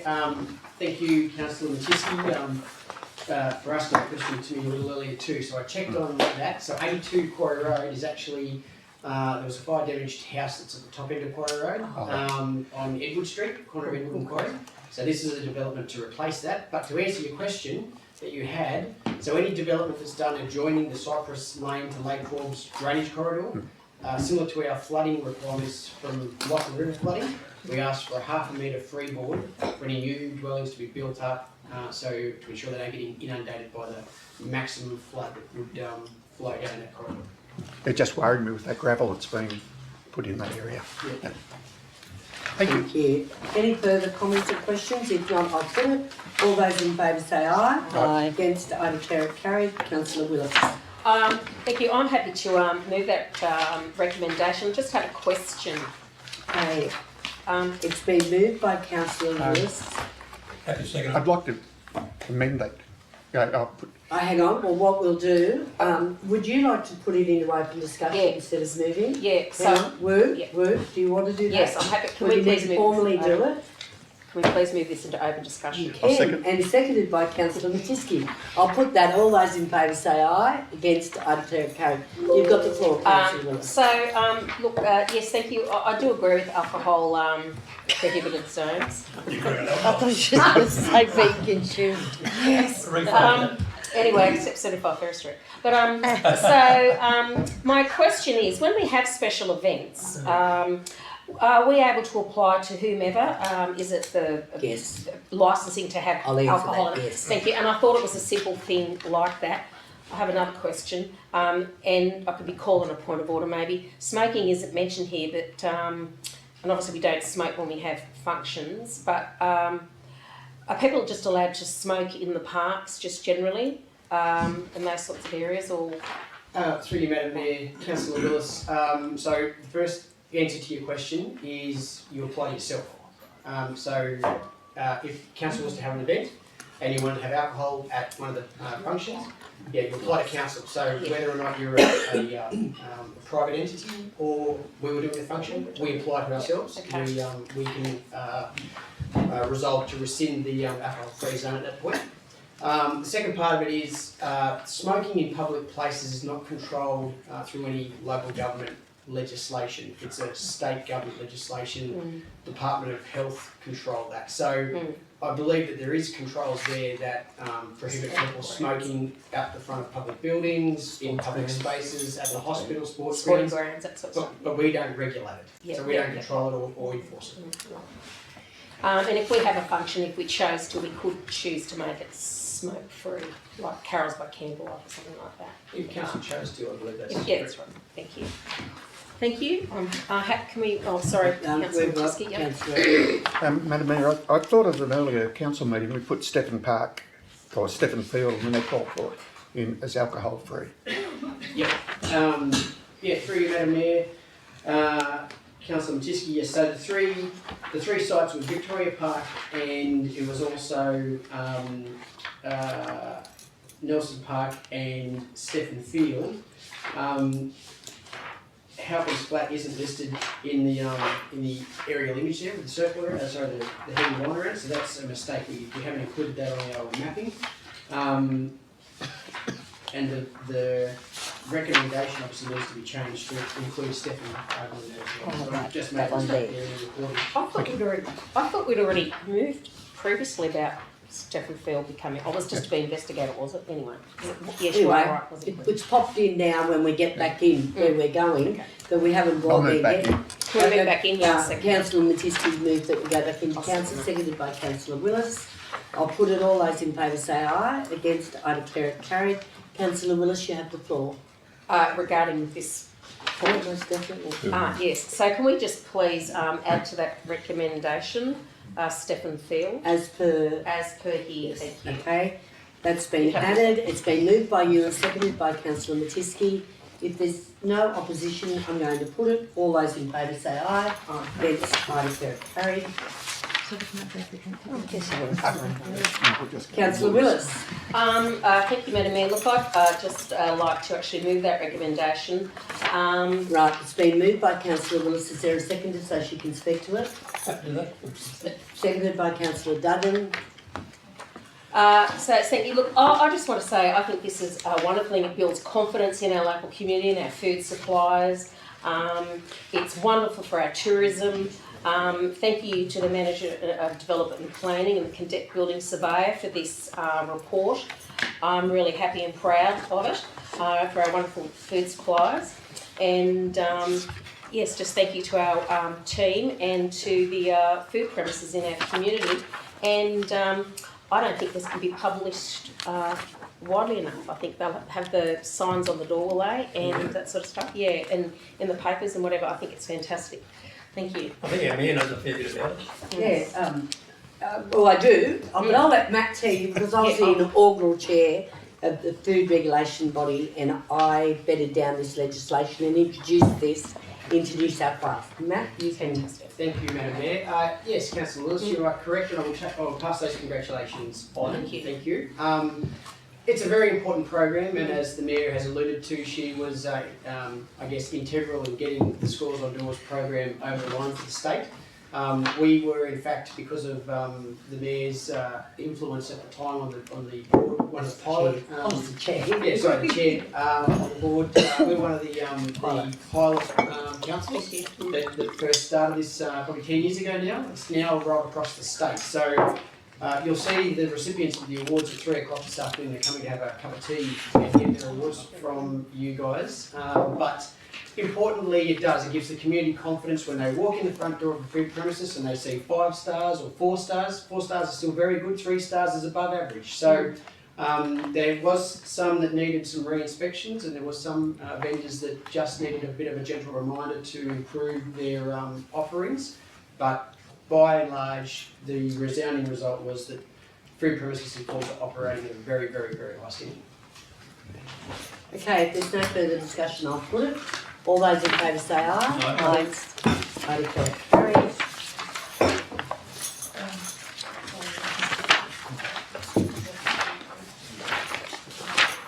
I don't think we have any, did we? Councillor Willis. Yes, thank you, Madam Mayor. Just on page 158, the Shire Yards Advisory Committee reports to Council. I'd just like to move that recommendation. It's been moved by Councillor Willis. Is there a seconder? Seconded by Councillor Gradiana. And I just would like to. I'm very excited. I think it's been an amazing and exciting day today with everything that's happening. To say that there is a recommendation for the shearing shed proposal at the Shire Yards, and I was wondering. The brainiacs that came up with that, I think it's fantastic, and I was wondering if maybe the General Manager could speak more to that. And also too, I'm just not sure what yardness means. I tried, what's yardness mean? That just those two things, thank you. Thank you, Councillor Willis, and thanks for the recognition for the staff. I'd like to say that I was the brainiac, but I'm not. Because I think it is a brilliant idea. It's something that's come from Cassie and Cody. Cassie Walker. Pardon? And Matt too. Oh, and Matt too. Yeah. He wasn't. The concept is largely about having a training centre for shearing. Every sheep sale, well, even the one just passed, there was some crutching going on out there, but every sheep sale there's some shearing gets done on site, whether it's for presentation of the sheep or for their welfare or whatever it might be. And it's become quite apparent that if we had at least a two-stand shed where we could have some trainees come and learn the art of shearing, then not only could it be used for commercial purposes where the agents or the vendors would pay for the service, but we could also have it as a training ground as well. We've got plenty of space out there, and I just think it's something we should have done a long time ago, and I commend the staff. Is there a... And yardness is how many, it's called pen density. Oh, there you go. I couldn't find that on Dr. Google. I think it's a generic term, but we might have made it up. You livestock people made it up. And is there anywhere else in Australia that is has this concept of the shearing shed proposal? I sort of went down a wormhole looking at it and got Not to my knowledge. I could stand corrected by my colleagues around Australia in the sale industry, but it's a bit like the off-lead dog run there for the Kelpies to get some respite. We were the first in Australia to do that, and we've been the leaders in the field, and there's been 3 other yards that have taken that up now. Wow, that's thank you. I just see such great opportunities for to take like 4 hours a fortnight or 4 hours a week shearing in Dubbo. That's because I went down a wormhole. What's available? Then there's the shearing skills, and then you know all this, being into the area of your expertise. But I just think this is a wonderful thing to be partnering with TAFE and things like this into the future, perhaps. So thank you. Might I just add, there is also a need for people like my colleague who don't have a shearing shed, and the opportunity to be able to bring a small amount of sheep into town to have them shorn. There's quite a few people in that boat. Your heritage herd, yeah. And to have this facility, they will be able to carve the sheep there, get them. Yeah. Could I just query something? How are you going to control the numbers? Because I can just see this blowing right out, people rolling in with trailers, trucks. There'd be a booking system. A booking system? Yeah. And you'd have to book your shearer too. You're qualified shearer. Yeah. And then you'd have the lesson. Oh, great idea. I think it's going to be a big hit, actually. Yeah, I do too. With what the General Manager was saying, that there's a lot of sheep and small acreages that need to be shorn, and that gives you the facility to have a school for a week or whatever. So we've got that stock to be able to go through to be shorn or crutched or whatever. So the training is very, very important. So we've been approached a few times just to use our sheds. So being able to have a facility like this would be brilliant. Yeah. Oh, and I can, sorry, just Yeah, keep no, popping you're up on right. this one. Take your time. Under quality assurance, people like the Webbs would be compromised if some other dodgy sheep would come into Yep. their sheds and they might lose their accreditation. Absolutely. So in this situation, it's an opportunity for people who are not accredited under those quality assurance schemes to be able to utilise the service. Thank Okay. you. So I'm going to put that motion. All those in favour say aye. Aye. Against, aye, carried. Councillor Roylance. Thank you, Lady Mayor. Just a question to probably to Councillor Guardiana and the Director of Engineering. The transfer of Sergeant Martin Lynn, did we do a presentation to him the other day? Just on the service he's put through for that committee over the... Yeah, thank you. We did? Yeah, I spent about 5 minutes thanking him very much for all his help and wonderful service and so on. So okay, but as far as a presentation, we didn't do that. We just thanked him as a group. Okay. All right. Any questions? Thank you. And just one thing with the traffic committee and the way that they've treated the two T intersections on Landrace Street versus the street across the road. All they've done is made it how it was before they put two stop signs up. So I've spoken to the police about it. I'm going to write to the traffic committee and ask them to relook at it. The traffic on the western side of the road is heavy vehicles going south, and most of the traffic on Landrace Street is going south and not crossing the line of traffic. So all we've done, because when you come to a T intersection you've got to stop, so two stop signs that made everyone stop and they're still coming out together and they're going to crash and decide who stopped first and who didn't. So we only need one side to give away, and that would be the one breaking the line of traffic. So all it's done is caused the same mess that we had before. So I'll write to Councillor Roylance, and I've spoken to the police about it, and it certainly needs a relook at because someone's going to get hurt there. Thank you. Okay, so there's no recommendations there. That was only a question. I'll hand over to the General Manager. Oh, thank you, Madam Mayor, and it's always a pleasure as usual. In your papers, we have 7 letters of correspondence inwards, and I just point out the first 2 start off with local landholder or local resident, and that these are not contrived by any means by staff or anybody else is mentioned here. These people have actually asked for their names to be withheld. So I just thought I'd put a disclaimer on that there, Madam Mayor. A local landowner has expressed their sincere thanks to Mayor Phyllis Miller, OAM, Steve Lone and Matt Teal for arranging and attending a recent high-level meeting. The potential outcomes will have many positive impacts for Forbes and the community for many years to come. A local resident following a recent meeting with council expressed the following to Matt Teal and Steve Lone. Thank you very much for your time on Thursday. You couldn't have been more helpful, professional, informative and encouraging. Win Seduris via email. Thank you, Carolyn Cornell, for all your support and help with both mum and dad. It takes a special person to be able to help families through a difficult time. Ben Connell, Southern Cross Nutrients via email. On behalf of Southern Cross Nutrients team, I am writing to express our sincere and genuine appreciation for your team for achieving the registration of our lot so we can proceed to execute the contract of sale and hopefully commence construction soon.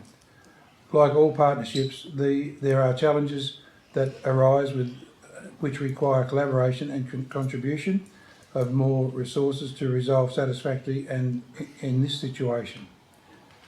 Achieving successful outcomes under pressure makes teams stronger, and SCN hopes we can continue to kick goals together and strengthen Forbes Shire. They are the operators next to Topsoil Organics. Karen Wright, Vice President of Forbes Evening Branch CWA. On behalf of the Forbes Evening Branch CWA, we'd like to express our thanks to Council for your support of the retained firefighters. Their ability to provide such a valuable and necessary service to our community is made possible due to Council's assistance, with grateful thanks. Number 6 is Sergeant Martin Ling. Central West Highway Patrol Parks. It is with a lot of regret that I advise my time in the Central West Parks Highway Patrol is coming to an end. From the 16th of October 2022, I will be transferring to the Blue Mountains Highway Patrol.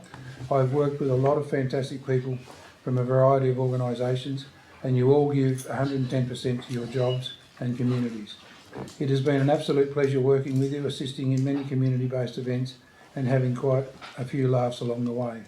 In the short term, following my transfer, leading Senior Constable Mel Maguire will be able to assist you should you require and can be contacted through the Parks Police Station. And finally, Kim Spackman from Forbes Bus Lines phoned to thank Council staff Jason Potts and Trevor Hocking very much for the expedient service following her call yesterday regarding the Lawless Street bus shelter near the probation and parole office. She was delighted and pleasantly surprised when she dropped her elderly passengers off this morning to see it all tidied up and even a bin put in place, which she had requested. Makes it so much nicer for her passengers to wait for the bus there. So very grateful and thank you. So would someone like to move that Happy to move the recommendation? Yes, been moved by Councillor Webb, seconded by Councillor Roylance. I'll put it, all those in favour say aye. Against, I declare it carried.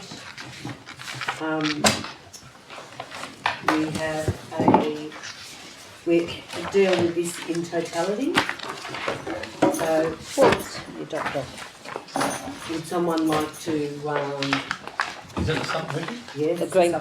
supplementary? Can we remove the open discussion on that before we do that? Yeah. Yes, you can. It's been moved by Councillor Roylance, seconded by Councillor Duggan. I'll put it, all those in favour say aye. Against, I declare it carried. If I just say on that, I'm pretty happy with all those recommendations there, but I'm just not, I need some guidance here, just not too happy about the Visitors Information Centre Me too. being named with Queen Elizabeth II. Thank you. It's a little bit raw, a little bit early for that, so Yep, thank you. Yep. maybe down the track we might do that, but I just think it's a little bit early for that, and there might be some better opportunities for that. So, Totally agree. Yeah, Right, you did, okay, good. Councillor Willis has got the floor. Yes. You only get it once. I just want to remind you. Okay, I'll have to write that down.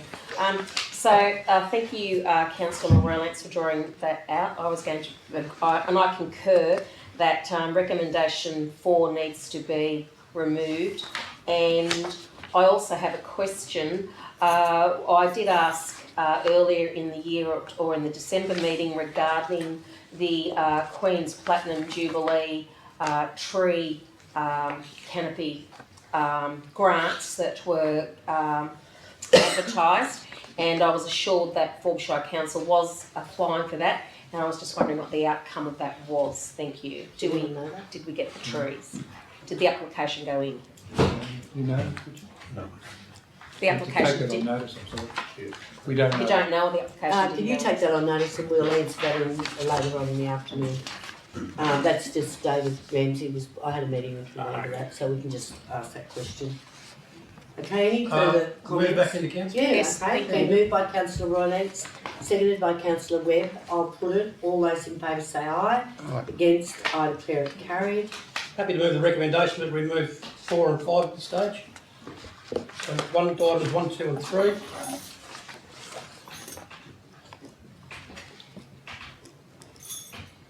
Happy with that? Yes. Yep. Second. Who's going to second I'm that? happy to second that. You want to second that without no. 5 in? No, I'd I like know, to I keep know you five. don't. So you've moved it without 5. I think 5's excellent.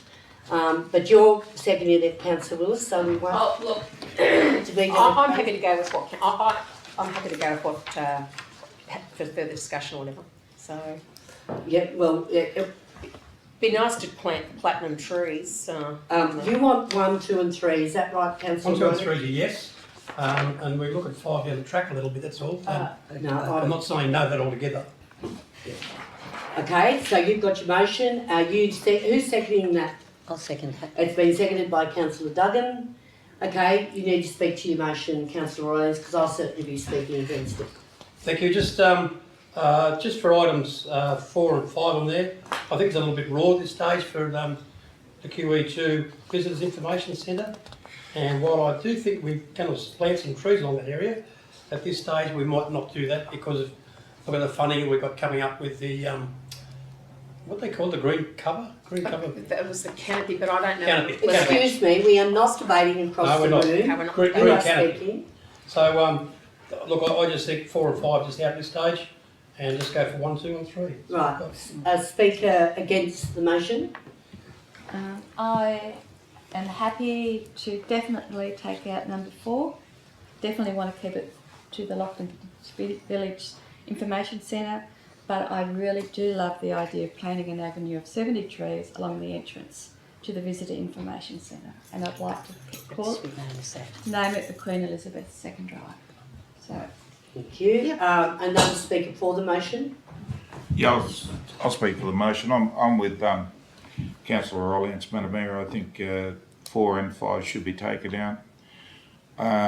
I think it's way too early for both of those in that. I think I'm all happy with the motion number 3, but I think I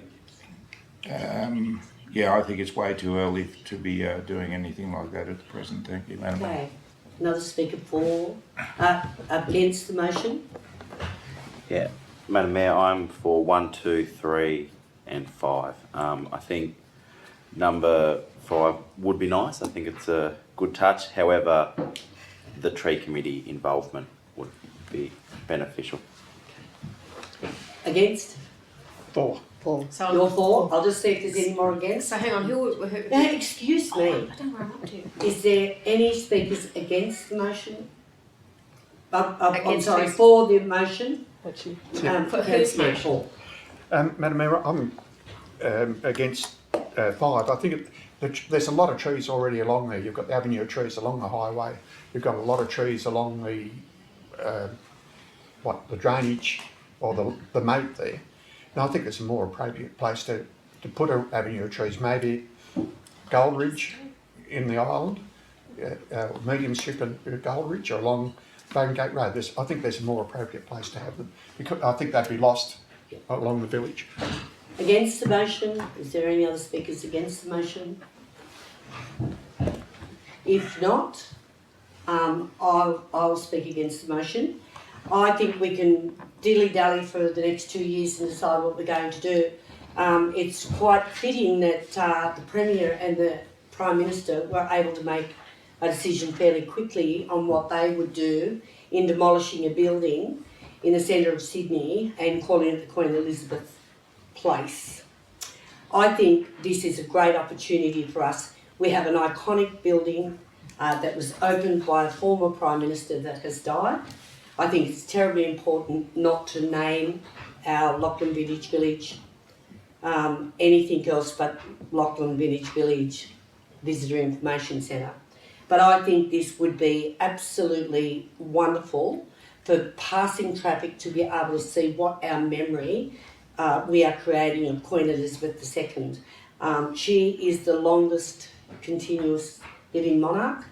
I think it's an iconic building, and with an iconic drive named after her, I think would be fantastic. So I'm fully in support of number 5. I totally agree that number 4 cannot stay in there. But I say to you, councillors, I think this would be amazing, and I think you know how long it takes us to do things. We need to make decisions now so that in 12 months' time we may have something there. Okay, speaker for the motion. I'm for the motion, especially 1, 2 and 3. Well, I think we all agree 4 is out anyway. But look, I really think number 1, 70 trees, even though being a tree hugger, I think we could put some there, but 70, I think there's enough there already, and we don't want to sort of interfere with what we've already got there as natural growth. But look, I'm afraid, I just feel we're a little bit quick saying it's the QE2 drive. I think it is somewhere that we could sort of commemorate that elsewhere. Okay. You've got the floor, Councillor Ryan. Thank you, Lady Mayor. Well, it sounds like we're all pretty well in favour of 4 being flicked off there, and I think that's a good thing at this stage. I'd hate to see 70 trees block off our beautiful new building we have there. I'm not against 70 trees being put up for the Queen and for all those years that she was part of our lives. I'm favouring what Councillor Matisky's saying. There might be another area we could do that. And we could call another area Queen Elizabeth Drive. Maybe that could be an annual estate, but Federation Drive sounds pretty good to me at this stage. Boulevard, I should say. But I think that item 4 and 5, tad early, and let's reinvestigate that later down the track. But at this stage, I'm pretty happy to stay with 1, 2 and 3. Okay, so that's closes debate. I'm going to put the motion. All those in favour say aye. Aye. Aye. Against?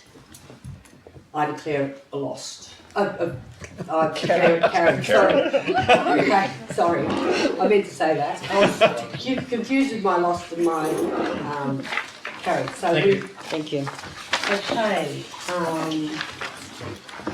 We need to move all of these. If someone wants to move the motions, that would be great. The next one is... I'll move it. Yes, thank you. It's been moved by Councillor Herbert, seconded by Councillor Willis. Any opposition? If not, I'll put it. All those in favour say aye. Aye. Against, I declare it carried. That's it. So let's, would someone like to move that we adjourn for afternoon tea and present these?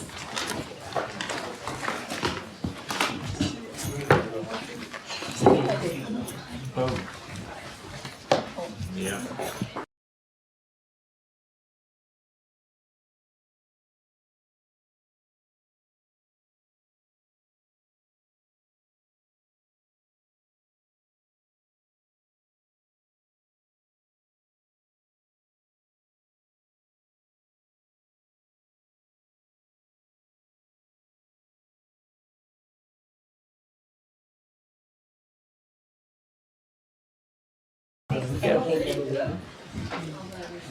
That's like the name. Like the name is right.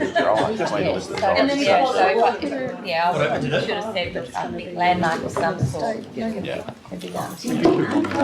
So, councillors, if you don't mind, I want to remind you, we are still on live stream, and those people that have joined us, you are too, which is very exciting for our community. There are some people that may not turn up, so I think the first one is one that isn't here. Club Forbes Canteen. Still here? Club Forbes. Canteen and Club Forbes. Okay, Club Forbes Kitchen.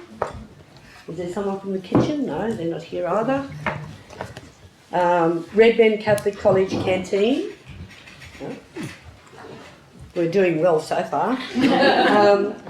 Red Bend Catholic College Borders Ref. Country Mile Motoring. Forbes Pizza House. Havana House.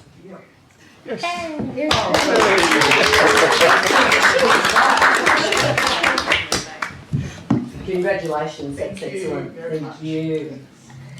Okay, Elgin Street Coffee. No. Forbes Country Bakehouse.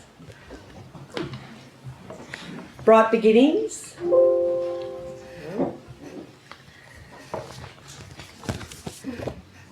Red Bend Catholic College Hospitality Rooms. No.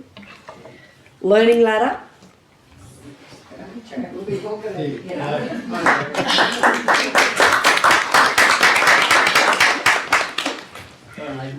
Come on, Abe, you come out too. Get you both. Congratulations. Great. We'll get a photo now that our, or we'll get one as a group out in front. There you go, Joe. All yours. Thanks. Forbes High School Hospitality Rooms. Good Start Early Learning. Oh, goodness me, you've got to be quicker. Thank you. Good Start Early Learning. No. Roundabout Bakery. Forbes High School Canteen.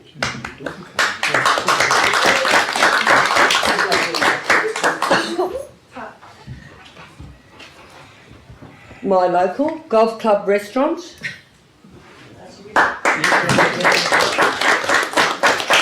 Good. Thank you. There you go. Shell Service Station.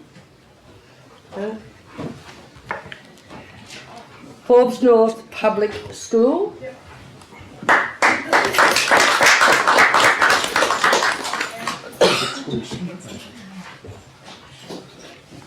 Congratulations. St Lawrence's Primary School.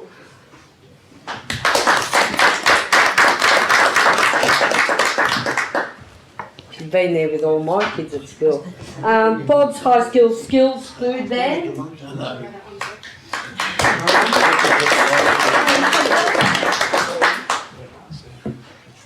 Sweet Nourishment.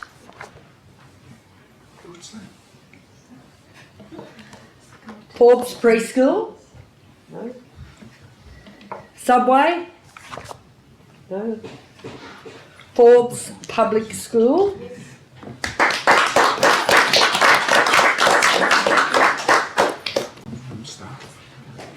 Congratulations. Thank you.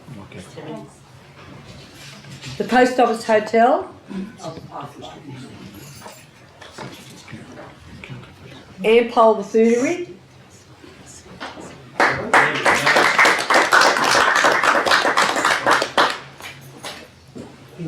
Thank you. Homemade by Kelly. I don't think I saw Kelly here. And Isabel's Place.